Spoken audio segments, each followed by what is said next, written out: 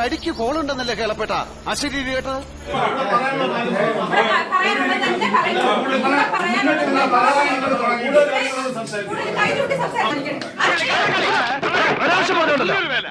സമ്മതിക്കാൻ ഒരു അന്തസ് വേണം. ഞാൻ നോക്കുന്ന നീ